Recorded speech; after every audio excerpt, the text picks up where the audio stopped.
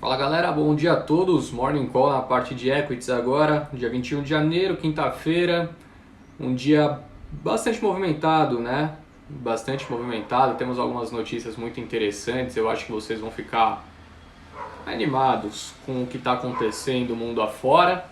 Acho que vale o destaque. Só esperar a galera entrar aqui na live para a gente já começar então a focar nessas coisas importantes. Mas de toda forma, já adianto para vocês que é uma manhã interessante que se desenha mundo afora, né? Muito embora ontem também tenha sido e a gente acabou tendo uma performance, como posso dizer, descompassada, digamos assim, né? Lá fora foi um dia bastante positivo, principalmente Estados Unidos, né? Subindo com a posse de Joe Biden, que ocorreu por volta da 1h30, 2 da tarde, horário de Brasília. Lá fora a gente observou Nasdaq e S&P renovando suas máximas históricas, enquanto aqui foi um cenário mais feio, né? Mais ingrato, digamos assim. Bom, o pessoal já está entrando aqui, então vamos começar já a fazer aquele resuminho do começo do dia para a gente passar então para as principais notícias, que temos bastante coisa a ser conversada hoje. Então, como eu vinha dizendo, né, ontem o Ibovespa perdeu 0,82%, uma queda de praticamente 1.000 pontos, né, no índice, fechou em 119.646 pontos. Uma queda relevante, né, investidores receosos quanto ao avanço das vacinas aqui no país.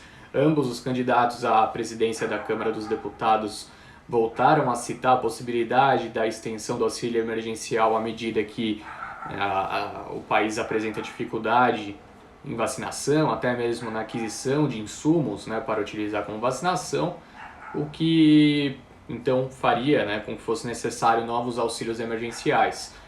E, bom, a situação fiscal do país, acho que todo mundo sabe que ela é muito complexa, né, uma situação bastante ingrata, e tendo como base todo esse cenário, todo esse movimento, né, que a gente tem observado vindo de Brasília, os investidores ficaram um pouquinho mais cautelosos. Acompanhamos durante a sessão, então, o índice perdendo quase 1.000 pontos, né, mas um movimento muito similar, se vocês observarem, aquele que a gente estava, né, enxergando em meados de abril, maio, né, onde aquelas empresas que se beneficiam do kit Covid também se beneficiaram, né, claramente tiveram uma performance mais sólida.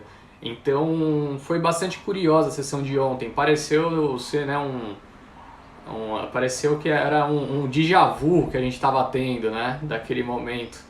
Déjà vu, não sei se é a palavra, porque de fato aconteceu, né? Como que eu posso dizer isso? Enfim, pareceu que era a mesma coisa que estava acontecendo em abril, porque as varejistas voltaram a subir, né, por conta desse cenário mais favorável ao auxílio emergencial. O pessoal gasta bastante, né, comprando eletrodomésticos. Era para, né, gastar com situações do dia a dia, mas a gente sabe que o pessoal gasta muito com produtos de varejo. E empresas de tecnologia também, né? Então até foi bastante curiosa a performance. Chamei o destaque, né? Não sei se vocês chegaram, não sei se vocês já assistiram aquele videozinho. Até me confirmem aí quem está assistindo aqui, se puder mandar no chat o videozinho que eu posto de 1 minuto falando sobre as notícias do dia. Eu falei sobre isso ontem, né? A Localweb, por exemplo, atingiu ao longo da sessão o patamar de R$110 praticamente. Foram R$110 que a empresa chegou a atingir, e o IPO em fevereiro do ano passado saiu em 17,25. Então é assustador, né? Assustador você parar para pensar a alta que a empresa teve e não parou. Ontem foi mais uma performance muito forte. A Neogrid também, outra empresa de tecnologia, já sobe, se eu não me engano, deixa eu confirmar aqui para não falar besteira. Eu vi ontem, mas deu uma fugida aqui. Sobe nos últimos 30 dias a Neogrid 146%. Localweb sobe 48%. E ontem foi mais um dia muito forte para essas empresas, né? Como eu disse, Neogrid essa semana só sobe 21%. Mas o destaque, como eu vinha dizendo, é as empresas de e-commerce, né? Se pegar a B2W, disparou, né? Voltou a querer subir depois daquela realização forte do fim do ano, quando a gente começou a achar que o cenário ia ficar mais favorável, né, para algumas outras empresas, né? Aquela rotação que tanto conversamos, e de fato ficou, né? B2W recuou de R$130 praticamente 70 e já está em 88, né, praticamente, subindo 15% só em em 2021. Destaque negativo para as empresas, né, as blue chips, nesse cenário de possibilidade de extensão do auxílio emergencial. Bom dia, Charles, amigo Charles, falando aí, Cash 3 voando também, é verdade. Melius nessa semana sobe 9,6%, nos últimos 30 dias sobe 85%, loucura, né? E vem mais uns IPOs aí de empresa de tecnologia, ficar atento. A gente não pode comentar sobre IPO, né, como vocês sabem, muito menos da recomendação, mas tem alguns IPOs aí também do setor que vão vir ao mercado muito em breve. Mas como eu vinha dizendo, né, destaque negativo então para as empresas, para as grandes blue chips, até curiosamente, né, a própria Petrobras, com o petróleo subindo pela segunda sessão seguida lá fora, acabou caindo ontem, né? Se pegar a média entre Petrobras, Vale e os principais bancos, uma queda de 1 a 2%. E pressionou o índice, né? Querendo ou não, acabou pressionando o índice e por isso a gente teve essa performance descolada do mercado internacional. Bom, trazendo a conversa para o dia seguinte, que é hoje, vamos falar então um pouquinho sobre como estão as aberturas lá fora, né, o mercado asiático, enfim.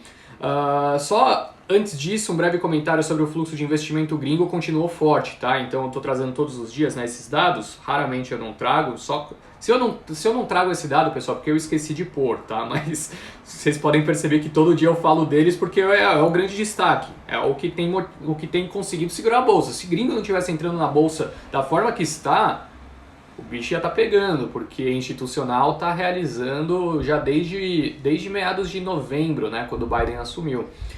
De toda forma, em relação ao dia 18 de janeiro, foi segunda-feira dessa semana, a B3 apresentou mais um ingresso de 2 bilhões 265 milhões de reais de investimento estrangeiro.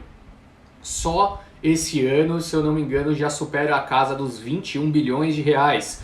É um valor muito, muito forte, já quase apaga as perdas se você somar o ano de 2020. O ano de 2020, se eu não me engano, ficou um outflow ali de 30 a 35 bi, né? Chegou a ficar mais de 90 bi, aí em novembro e dezembro...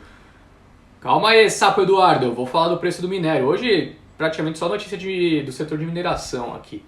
Mas teve essa alta, né? Teve essa recuperação desde quando o Biden assumiu, as vacinas... E agora, no começo desse ano, não parou. Então, se somar novembro, dezembro e janeiro desse ano, eu chutaria que teve uma entrada na casa de uns 80 bilhões de reais nesses últimos 3 meses. É muita coisa, muita coisa. É gringo que está impulsionando a bolsa, tá? Como eu disse, se não tivesse gringo entrando dessa forma, o bicho ia pegar. Cara, teve uma notícia, teve um incêndio, teve uma explosão em Madrid ontem, né? Mas isso não vem ao caso porque assim, não tem impactos na bolsa pra gente, mas infelizmente algumas pessoas vieram a falecer em Madrid. Mas destaque para um incêndio na Índia, onde estão sendo produzidas algumas vacinas da AstraZeneca, tá? Parece que não teve consequências operacionais, mas de toda forma pode atrasar um pouquinho mais a entrega das vacinas para o país, né, que já estava com dificuldade de chegar aqui.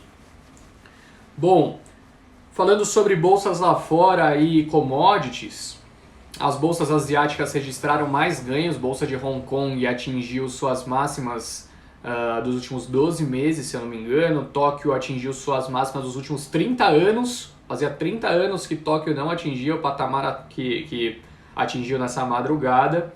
Futuros de Nova York também subindo, né? Até, vamos ver aqui exatamente nesse momento, quando eu olhei estava subindo 0,3, tá subindo ainda mais ou menos isso. Pegar S&P subindo 0,25, Nasdaq um pouquinho mais subindo 0,4.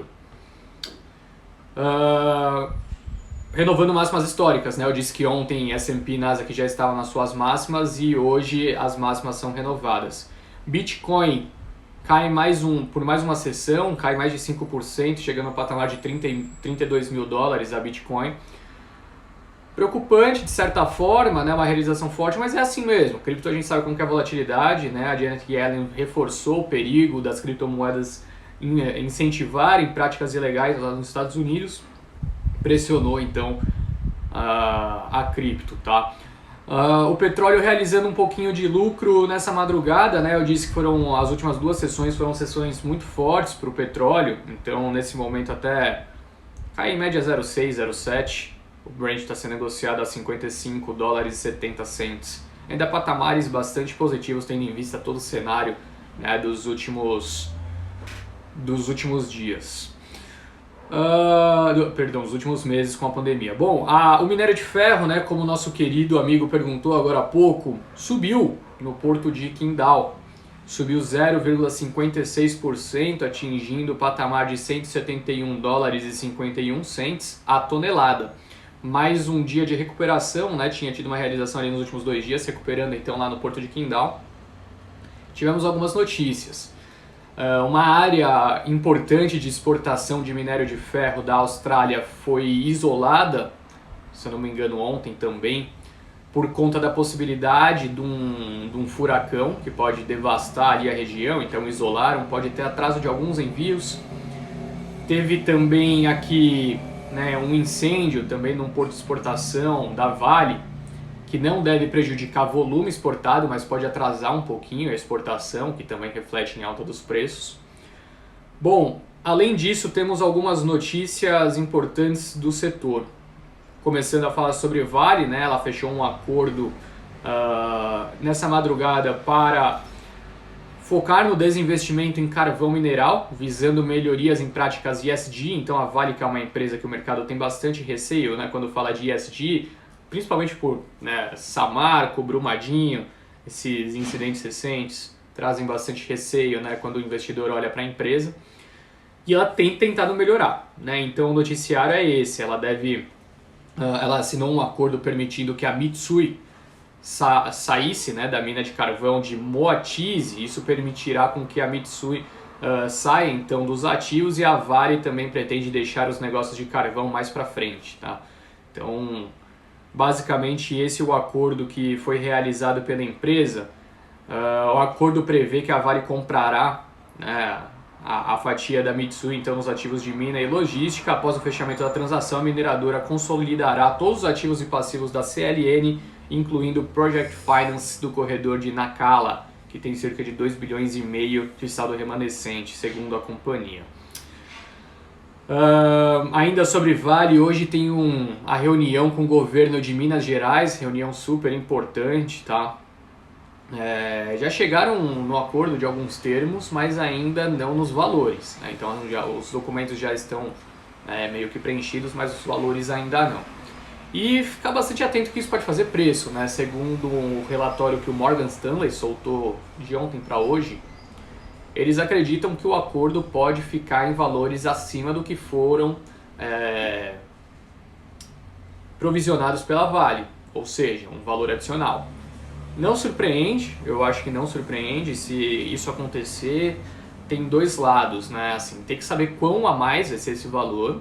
Se for um pouco a mais, não acho que deva fazer muito preço, porque tem um lado muito positivo. O mercado espera muito que esse acordo saia, porque acredita que agências de risco podem elevar notas, né, as notas de risco, né, de crédito da Vale, e isso pode fazer com que a empresa trade a múltiplos mais próximos das suas concorrentes, Rio Tinto e BHP, o que pode então resultar em alta dos preços da companhia. Além disso, quando a gente está falando do setor de mineração, temos uma notícia super importante que a Reuters divulgou também há pouco. A CSN vai buscar, né, vai fazer o IPO do seu segmento de mineração e vai buscar uma avaliação, né, de valor de mercado de 47,5 bi a 63 bi de reais, tá? Então deve ser uma oferta que deverá girar em torno de 5 bilhões e 300 milhões de reais, algo em torno de 1 bilhão de dólares, e será apenas secundária, né? Ou seja, a CSN vai vender sua participação, parte da sua participação na CSN Mineração, para conseguir então levantar o capital e equalizar um pouco mais suas finanças. É uma empresa que estava muito alavancada até pouco tempo atrás, vai ficar um pouco menos desalavancada nesse sentido, né? E vai conseguir gerar valor através da abertura de capital da sua participação ali na CSN Mineração. Então, um dia bastante movimentado, né, para o setor, muitas notícias quando a gente fala de CSN. E tem até notícias de recomendação, né? Então o Bradesco BBI elevou o preço-alvo de Vale, mantendo como a top pick do setor, elevou de 105 para 120 reais e destacou, né, que o momento é bastante forte para as siderúrgicas também. A recomendação para Usiminas foi elevada para Outperform, né, que significa recomendação de compra, sendo a nova top pick do banco para siderúrgicas, também mantendo o Gerdau como Outperform, também com recomendação de compra, tá? Então o preço-alvo de Usiminas foi elevado de R$ 12 para 20 e Gerdau de 26 para 31. Bom, ainda sobre notícias importantes do dia, né, temos a notícia que saiu no Valor Econômico a respeito da refinaria de refap da Petrobras. Petrobras, enfim, né, fazendo seus desinvestimentos em refinarias, e o noticiário que nós temos há algum tempo é que a Ultrapar, né, entraria mais forte nesse negócio, até por isso tem feito desinvestimentos relevantes quanto a Oxiteno e também a Extra Farma. E a notícia que saiu é que a proposta da Ultrapar pela refap da Petro fica na casa de 1 bilhão e 200 milhões a 1 bilhão e 400 milhões de reais, tá? Uma proposta em valores abaixo do que o mercado projetava, e caso, né, seja concluída nesse patamar de preço, muito positivo para a Ultrapar.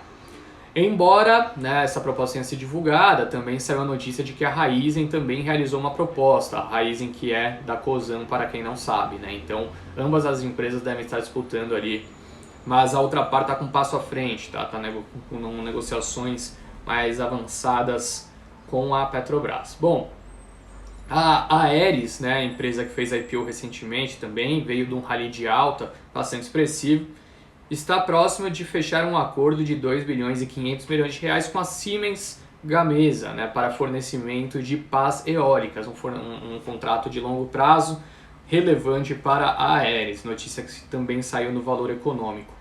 Bom, outras notícias interessantes: Lojas Americanas anunciou que irá realizar uma série de descontos para incentivar o uso do Pix o sistema de pagamentos do Banco Central, que foi iniciado no fim do ano passado, pode então oferecer descontos de até 5% para quem quiser fazer pagamentos através do Pix.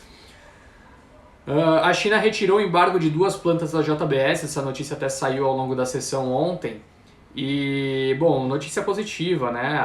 Assim, o setor inteiro realizou lucros durante a sessão, o JBS subiu mais ou menos 1%, também acompanhando esse noticiário, né, com a possibilidade de poder exportar em volumes ainda superiores para a China. Esse embargo tinha sido realizado no fim do ano passado pelo país asiático por conta, né, das situações de Covid nas suas unidades.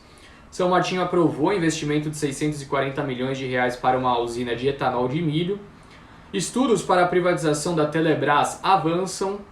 Que mais temos? Cruzeiro do Sul pode movimentar 1 bilhão 870 milhões de reais em seu IPO. E temos algumas mudanças de recomendação também, aqui algumas outras do Bradesco BBI. Então o BBI reduziu a recomendação para as units da Sanepar de neutro para underperform, ou seja, venda, né, com preço-alvo de R$ 22,00, que implica um potencial de queda de 3%, segundo o banco, né? Os analistas apontaram que a agência reguladora estadual, a AGEPAR, está a um passo de tornar a Sanepar ininvestível, destacando que a proposta de revisão de 2021 convenientemente busca alterar certas regras, destacando o risco de regulamentação com base no Estado. Já aquele negócio que a gente tem falado, né? Preocupante, bastante preocupante, tendo em vista que as interferências do governo estão pressionando cada vez mais a empresa. E além disso, né, a Sanepar pode perder também o benefício fiscal dos proventos de juros sobre capital próprio, além de ver o IGPM sendo substituído pelo IPCA para atualização do valor de ativos da base regulatória. Tá? Então, IGPM subindo 20% no ano, IPCA subindo 2%, né? Então isso mostra um pouquinho, né, como pode prejudicar a empresa. Por fim, temos a Copel aprovando o envio da proposta para a migração da empresa para o nível 2 de governança da Bolsa.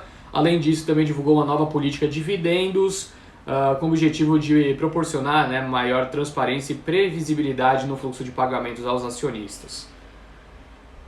Então, assim, se a alavancagem ficar abaixo de 1,5, a alavancagem nada mais é do que dívida líquida dividido pelo EBITDA da empresa. Dívida líquida é a dívida total quando você subtrai o caixa. E o EBITDA, bom, EBITDA é uma medida de geração de caixa, tá? Earnings before interest, tax, depreciation e amortization. Em português, se não me engano, é LAGIDA, lucros antes de juros, impostos, depreciação e amortização, tá? Então, se essa conta ficar abaixo de 1,5, o lucro líquido ajustado da empresa vai ter uma distribuição, né, de dividendos na casa dos 65%. Se ficar entre 1,5 e 2,7, eles vão distribuir 50% do lucro líquido. E se a alavancagem ficar acima de 2,7, então vão distribuir apenas 25% do lucro líquido, tá?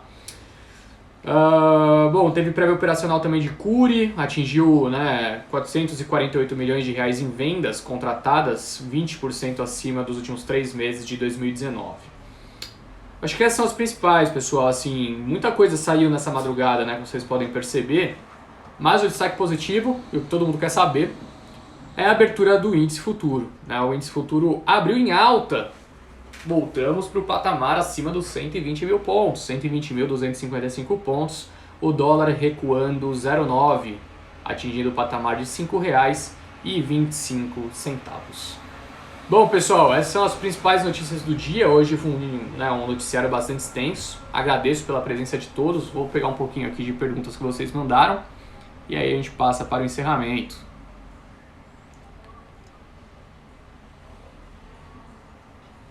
Bom, acho que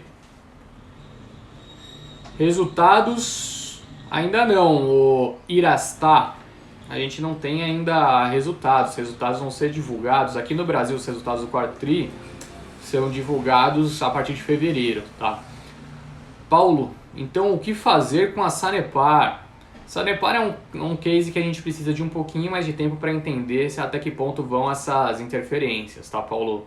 A gente, assim, olhando para longo prazo, até ainda gostamos, mas de fato nos preocupa o excesso de interferência na empresa. Bom, é isso então. Não tenho mais perguntas, pessoal. Gostaria de agradecer pela presença de todos, desejar um ótimo dia e bons negócios. Até mais. Tchau, tchau.